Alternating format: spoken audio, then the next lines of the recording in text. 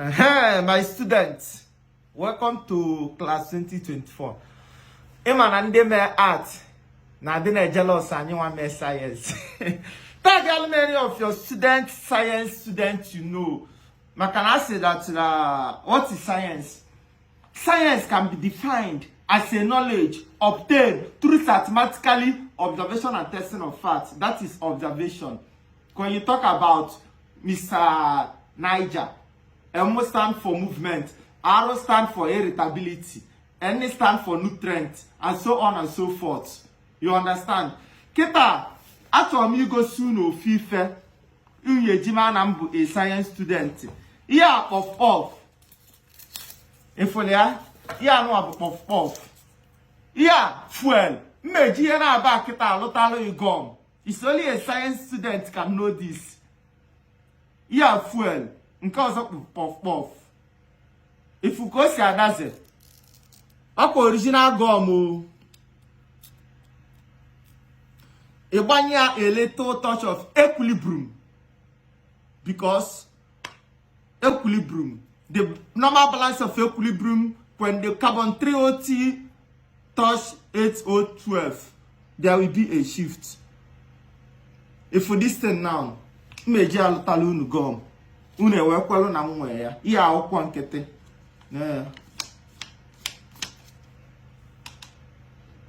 Onwa ya ọbụla na-eme sayensị si amụ ya emenwu nke a. Ka ebe ịchọ ka nya dị ya ka ịma na o si ike. Ka nya dị ya na-arụ aja.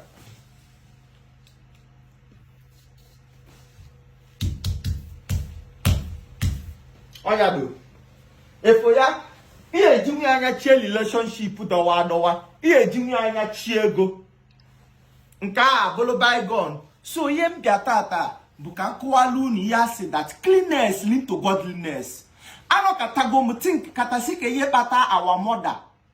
Jano kata na ya attratism. Ije ụlọ ọgwụ asị na ya nwụta na mmiri.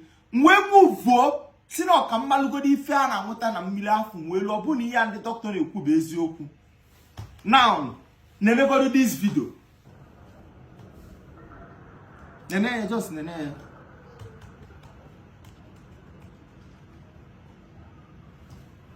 Nene the video, nene. Okay, nene ya.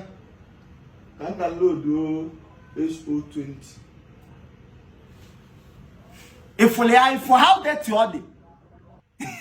On the yard meeting. Ana akwaka ififa na eni di ka asa this tank maka na abia mu mmili o we test mu iya on alkaline mmili mu tested alkaline si no mpo ndi Hausa sifasi je sa tanka maka ndi ya dị na anulu mo okwu ihe obuna nkufa believe nsi sa tanka asa tanka na tank mu wa bu celebrity ka e web test all those things check izi agi wa bi na express ebe mbi okada ada agwadie ima na ana uno December isula ifi oku ogunu na bụ ụfọdụ je bupta akwụkwọ toilet muo ya ọkụ me everywhere the air pollution ihe anwụsi ọkụ gbasi ọkụ anwụrụ niile akpụsịa ọda na tanki ọ na install ọ na download n'okpuli ama na ịgbata mmiri ọ bụ na mmiri dị ọcha all this thing na-eso eme ịmụọ nwa inye nwa ala nwa ya bụ ụkwala nta ụkwala ntiko ịfụ nwa ọ na-enwe ntụwa isi ị na-ege ntị ọya anwụta na mmiri ọ bụrụ ihe elite n'ọnụ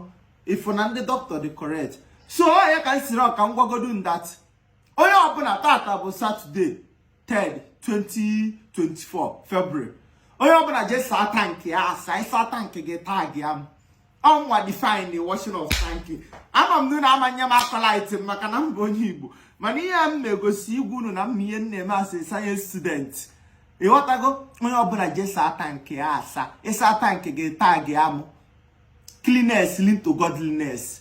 If you have na tank, you will keep many puchi tank. You will be you na tank afo. Eba na dine aganye lili we dogo ya nenu. Eba amanto ya. Some small little particles na dina adam drop there. Oje ni ke the tank za. Also do shine table water bu mili nje go supervisor bu no de 100% neat. Ma tank ya mi ihe niile document fazuzo amaro maka ndị ọzọ mma na define kwa na agwu unu na ebe a ọ dị 100% neat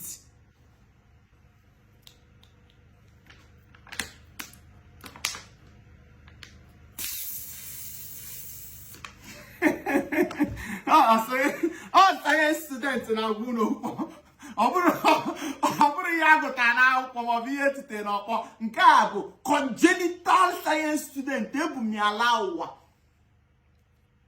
Go and wash your tank. Just a good tank ka anyị nwezi a na-agwa nke ebuọ ka ihe mmemme puff with fuel ọ bụrụ gọm onye ọzọ ịchọ ka mmele ịchọ ka mmụọ ọkụ ngwa unu na Nigeria ya emere yesterday Nigeria award ọkwa oyibo ka m na-asụ ife anụnwa unu ama m believe m maka na nsi n'ọgbe ndịda mana mma na-ekili adultness unu. Everybody should go and wash your tank. Ya na-adị na-aba apụta anọkata mmadụ enwe infection anọkata asị na nwa nwụtara ala nwụta nonsense ma ọ na ị na-aṅụ mmiri ma mma na tank dị na village dị deti ịghọtago. So onye ọbụla ga-esagodo tankị ha mma anachite akwụkwọ mma anachite na klaasị a tomorrow mma enyekwu na assignment. So ịbịaba ya ejilu 20 list bịa anyị nwere test on Friday ka ị gwakwa m ihe defined. I'm the one who define go and wash your tank in 2024. Just a tank ka ị mara ihe na aya ma olokwa mmiri m dọshere tebụl wata m ihe akamadokwa na arụ aja nekwu ya ọkwa ifu na ọka mmadụ ihe ji anya chie relationship na 14 February ma ọ bụ na enyi gị nwoke akpọrọ ya ọnya do ka m fụọ ya ọnụ ọ maka na meris ka agbago m mgbu